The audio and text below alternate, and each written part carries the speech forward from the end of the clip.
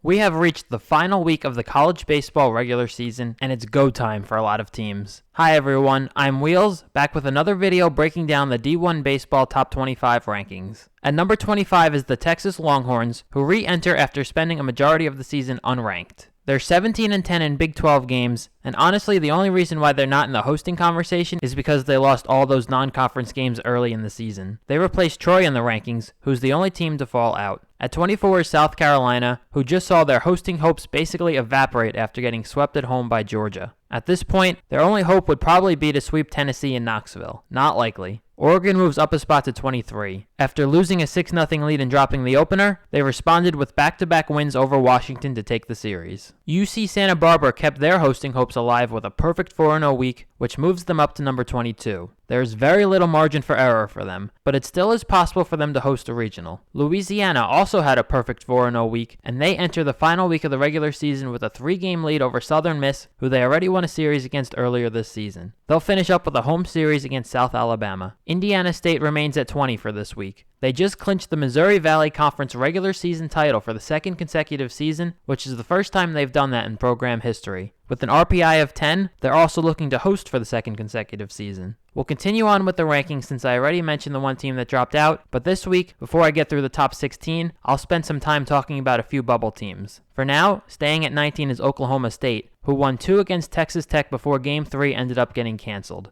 They sit a half game ahead of West Virginia and Texas for second place in the Big 12 standings. Virginia drops 8 spots all the way down to 18 after losing 2 out of 3 to NC State. This was a major blow to their hosting chances. They're going to need a strong weekend against a desperate Virginia Tech team that sits on the bubble if they want to be playing at home during regionals. Moving 1 spot ahead of Virginia is NC State, who is now in the hosting conversation after that huge series win. They're going to have every opportunity to earn that next weekend as they host Wake Forest to close out the regular season. A series win, to go along with a solid showing at the ACC tournament, could be enough to earn them a regional host. Before going through the top 16, I'll talk about some bubble teams starting in the SEC. LSU has played much better in the second half of SEC play, but they're still on the outside looking in as we enter the final week. They really needed to win that series against Alabama, and that Game 1 loss may haunt them all offseason if they don't get in. They're still alive, but 13 conference wins is the magic number to reach, and to get there they'll need to sweep Ole Miss, which is the next team I'll talk about. The Rebels sit at 11 conference wins, so they have some work to do as well. They need a series win at LSU to put themselves onto the right side of the bubble, but it won't be easy. If you're just an SEC fan, the one outcome you don't want for this series is LSU winning 2 out of 3, because that puts both teams at 12 wins and likely eliminates both, barring a deep run in Hoover. I could see this maybe being a year that a 12-win SEC team sneaks in, just because it's been a bit of a weird year, but I wouldn't count on it. Next is Florida, who also has 11 wins. This has been a really frustrating team to watch, honestly. They have a lot of talent, and they've played a ton of close games, but that early season magic where they knew how to win has completely reversed lately. Watching those games against Kentucky last weekend was tough just because it felt like they played well enough to win all 3 games, but ended up dropping 2 in extras. They were 1 strike away from winning on Friday, and 1 swing away from winning the rubber match on Sunday. They have no margin for error right now. To get in, they pretty much got to find a way to win a series in Georgia against the hottest team in the country. They also have to worry about even being tournament eligible, because at 26-25, if they were to finish the season under 500, they'd be ineligible. As a fan of college baseball, I do hope they find a way to get in, because I hate the idea of a tournament that doesn't include Jack Caglione. Come on, Gators, bring back that early season magic and find your way into the dance, whether it's a series win at Georgia or a deep run in Hoover. Next up is Vanderbilt, who sits at 12 wins and is probably on the right side of the bubble for now, but still has work to do. Similar to Florida, they also played well enough to win in all 3 games this past weekend, but only won 1 of them. The starting pitching was phenomenal against one of the best lineups in the country, but the bullpen struggled to close out wins, and the lineup just couldn't get enough hits in big spots. I actually want to spend a second talking about their lineup. As I'm sure you guys know, I watch a lot of Vanderbilt games, maybe more than any other team. Here's one lineup combination I don't think I've seen them use yet that I think could work out pretty well. Vastine leadoff, Austin 2, Espinal 3, Leneve cleanup, Holcomb 5, Kojal 6, Polk 7, Rogers 8, Diaz 9. It balances speed to go along with your best power options in the middle of the order. Rogers also gets in there to ride the hot hand, and Diaz gives stability in the 9 spot, which is something Vandy has always liked to prioritize. Either way, whoever is in the starting 9, they pretty much just need to win 1 game at Kentucky to feel pretty good about things, but a series win would just about lock up their spot going into the tournament. The last SEC team I'll mention is Alabama, who also sits at 12 wins. I give them the best chance out of all the SEC bubble teams, since they finish up against Auburn, who sits in last place in the SEC. Just don't get swept and you're likely in, but a series win would make you feel pretty safe. Now the ACC. I'll start with Louisville, who put themselves into a really tough spot after getting swept by North Carolina. They finish up with a home series against Notre Dame, which is one they need to win. A sweep would be nice to remove any doubt, but at the very least, they gotta win 2 out of 3. Next is Virginia Tech, who dropped onto the bubble by losing 2 out of 3 to Miami. At this point, their hopes rely on finding a way to win their final series at Virginia. With an RPI of 55, they've got work to do, but a series win over the number 13 RPI team would likely secure their spot in the postseason. The final ACC bubble team I'll talk about is Georgia Tech. After winning a series over Duke, I feel pretty good about their chances. However, they can't feel too comfortable since their final series is on the road against Florida State. They can't get swept in this one. Winning one game may be enough to get in, but a series win here would eliminate any doubts. Over in the Pac-12, Utah is a team that's now on the bubble after losing 2 out of 3 to Arizona, which pushes them down into a tie for 3rd place in the conference. They need to win their final series against USC, and a deep run of the Pac-12 tournament would help too. California and Arizona State are also teams that could sneak their way onto the bubble, but they'll need deep runs in the Pac-12 tournament to be put into that conversation. In the Big Ten, there's really no guarantees, so winning that automatic bid is going to be really important. Nebraska is the safest bet, since they have the strongest RPI in the conference to go along with the second best conference record, but Illinois, Indiana, Iowa, and maybe a couple of other teams as well could play themselves into an at-large bid if they finish the season strong. In the Big 12, UCF, Kansas State, Kansas, TCU, and Cincinnati are all bubble teams that have a realistic shot at an at-large bid, but would need strong finishes to the season as well as solid performances at the conference tournament to secure their spots. There's also a bunch of teams outside of the Power 5 that sit on the bubble as well, which gives us a lot of exciting college baseball games to see in the coming weeks. Everybody is playing for something right now, whether it's securing a top 8 national seed, earning a spot as a host, playing your spot either off the bubble or onto it, locking up a position in your respective conference tournament, or if nothing else, playing spoiler for a rival. And with that, I'll now go through the top 16. Mississippi State drops a couple spots after losing 2 out of 3 to Arkansas. With a 6-0 lead in the rubber match, it looked like they were going to pull off a huge series win that would have put them into the discussion for a top 8 national seed, but they just couldn't close it out. They still could get there, but they'd probably need to sweep Missouri and then go on a deep run in Hoover. UC Irvine stays in a hosting position at number 15 after a 4-0 week. They just got to keep winning ball games with 2 more weekends of Big West Conference games to go.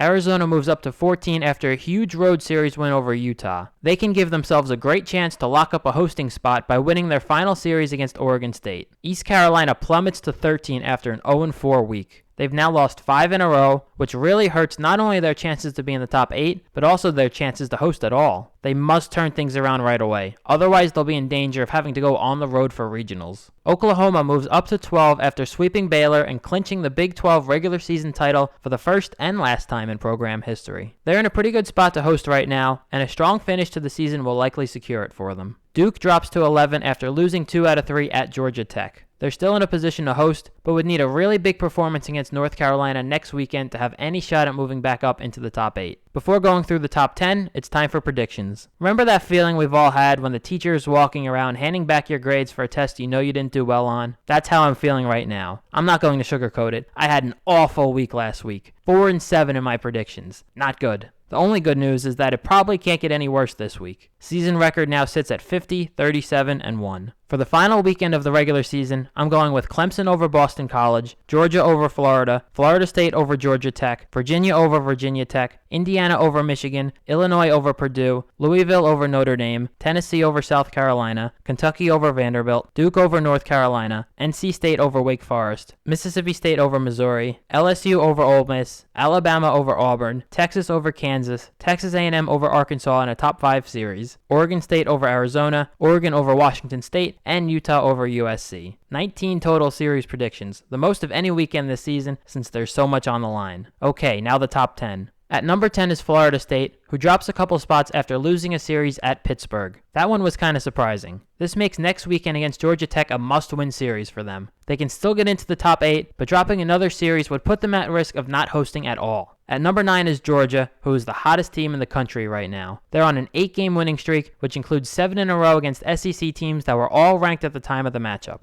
They've scored 10 runs or more in 6 straight games, have an RPI of 3, and a strength of schedule of 8. At 16-11 in SEC games, a series win over Florida this upcoming weekend could be enough to get them into the top 8. In my opinion, this is a team that's going to be hosting through Super Regionals. They've earned it. Wake Forest moves back into the top 8 after sweeping previously second-ranked Clemson. What a weekend it was for the Demon Deacons. They looked like last year's team with dominant pitching and a ton of home runs to back it up. A series win at NC State to end the regular season could lock up their spot in the top 8, but that's not going to be easy because that NC State team is playing really good baseball right now. North Carolina moves up to 7 and is in a similar spot as Wake Forest. Win your series at Duke and you'll lock up a spot in the top 8. Honestly though, they probably should be there already anyway. With a 20-7 record in the ACC and an RPI of 5, they feel like a team that should be a lock to host through Supers. You could probably argue that they're a little underranked at 7, especially since they're ranked behind a Clemson team with a worse RPI and conference record. I'd be surprised if North Carolina isn't in the top 8 when Selection Monday comes around. At number 6 is Oregon State, who just swept UCLA to finish off a 4-0 week. Their biggest series of the season is coming up, as they face Arizona on the road in a series with major hosting implications. An Oregon State series win likely locks up their spot in the top 8 and pushes Arizona out of the top 16, but an Arizona series win likely means both teams will finish in the 9-16 range. Dropping to number 5 is Texas A&M, who has now lost back-to-back series against unranked bubble teams, who honestly wouldn't even be on the bubble without those series wins. This is really the first roadblock they've hit all season. They're probably still pretty safely in the top 8, especially with an RPI of 2, but a series win over Arkansas will eliminate any questions about them ahead of Selection Monday. Clemson drops to 4 after losing a series to Wake Forest. I'll be honest, I thought they'd fall a little bit further than 2 spots. As good as they've been this year, you never want to get swept this late in the season. They have a pretty big midweek matchup with Coastal Carolina this Tuesday, which is one that Coastal needs to win pretty badly. After that, they finish up with Boston College at home. They should feel really good about their chances to finish in the top 8, but losing that series against Boston College would likely knock them out, so there's no room for upsets. Arkansas moves up to 3 after taking that series over Mississippi State, which should just about lock up their spot in the top 8. With an RPI of 4 and 19 SEC wins already, I see no reason why they shouldn't finish in the top 8, regardless of how things go the rest of the way. Similar story for the top 2 teams. Kentucky moves up to 2 after breaking their 6-series losing streak to the Gators with a really big series win in Gainesville. There were plenty of clutch moments for the Wildcats throughout their 2 extra inning wins. They now have 20 SEC wins, the number 1 RPI, and are at the top of the SEC standings with 1 week to go. All I ask is that they don't sweep Vandy next weekend so they can keep their 17-year streak of reaching regionals alive.